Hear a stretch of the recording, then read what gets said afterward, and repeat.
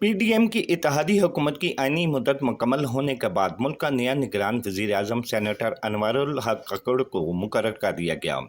आज वज़ीर आज़म शहबाज शरीफ और अपोजिशन लीडर राजा रियाज के दरमियान मुशावरती इजलास हुआ, जिसमें मुतफ़िका तौर पर निगरान वज़ीर आज़म के लिए सेनेटर अनवरुल हक कक्कड़ का नाम तजवीज़ किया गया और दस्तावेज़ पर दोनों फ़रीक़ैन ने दस्तखत करके समरी सदर ममलिकत को अरसाल कर दी। सदर ममलिकत ने निगरान वज़ीर आज़म सेनेटर अनवरुल हक कक्कड़ को मुकर्रर कर दिया और समरी पर दस्तखत कर दिए।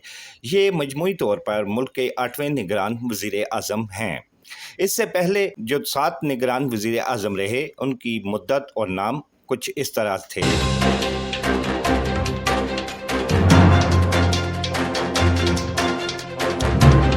पहले निगरान वज़ीर आज़म ग़ुलाम मुस्तफ़ा जतोई 6 अगस्त 1990 से 6 नवंबर 1990 तक रहे।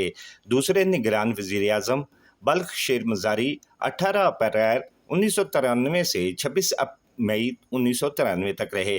तीसरे निगरान वज़ीर आज़म मोइनुद्दीन अहमद कुरैशी 18 जुलाई 1993 से 19 अक्टूबर 1993 तक रहे। चौथे निगरान वज़ीर आज़म मलिक मिराज खालिद 5 नवंबर 1996 से 17 फरवरी 1997 तक रहे।